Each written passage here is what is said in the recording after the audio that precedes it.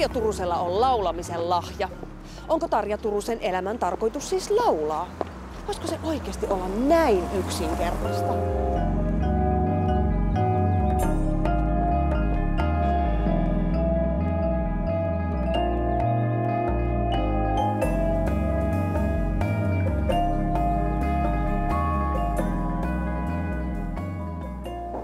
Moikka!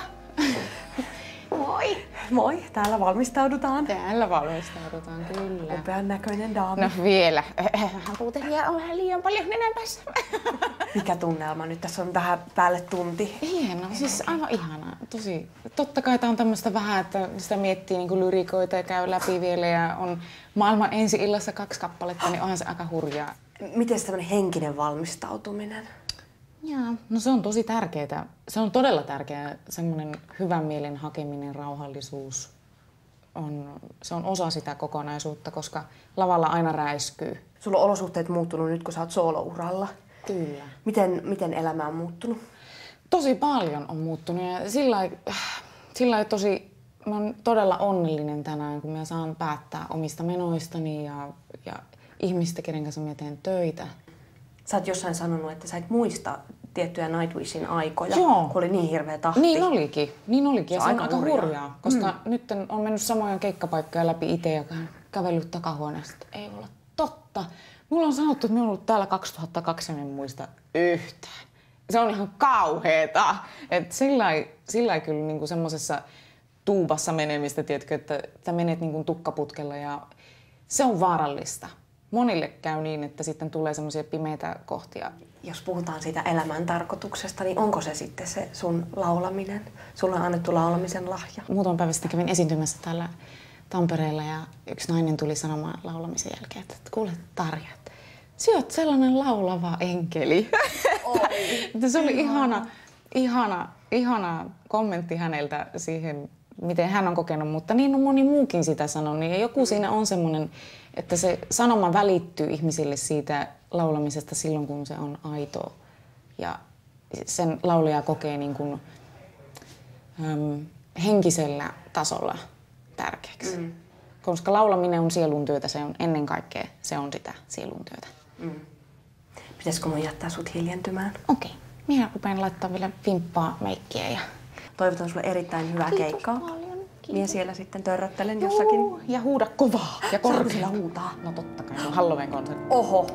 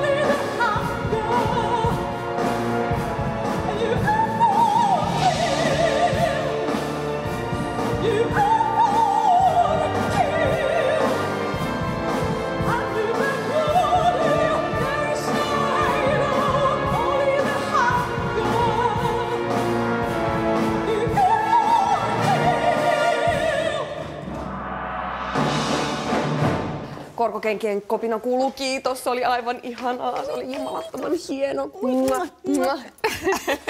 Mikä fiilis nyt on? Semmoista, kun se on nyt just 2 sekuntia sitten ohi, niin on hirveän vaikea sanoa, mutta hienostihan se meni. Voi, että orkesteri soittaa niin upeasti. Tämä on niin tämä juttu, tämä on tämä ainut asia, missä minä olevinaan olen hyvä, tai tiedostan olevani hyvä, ja mä nautin siitä niin suunnattomasti. Heavy-musiikkiin liittyy tätä tumman puhuvaa tämmöistä goottiteemaa, niin mikä sun suhde on siihen kuolemaan? Ei kuolemaa, en minä todellakaan pelkää. Päinvastoin se on joku päivä tulossa ja tuleva ja sitten nähdään, missä sitä ollaan. Sitten katsellaan jostain tuolta korkeuksesta. Miten sä ajattelet? Mistä sä katselet sitten? Minä ehkä on semmoinen henkiolento, hyppää johonkin muuhun. uskoisin näin, että se laululahja johonkin muuhun laulusirkkuun sitten. Mä toivoisin niin kovasti, että mä saisin elää pitkän elämän ja olla terveenä. Mä oon kirjoittanut paljon kappaleitakin tulevallekin levylle siitä, että if I die tomorrow, I die alive. Elikkä oon elänyt tämän elämäni niin kuin täysillä. Ja se on ainut keino, koska ei tiedä milloin se tulee se tuonella kolkuttaa.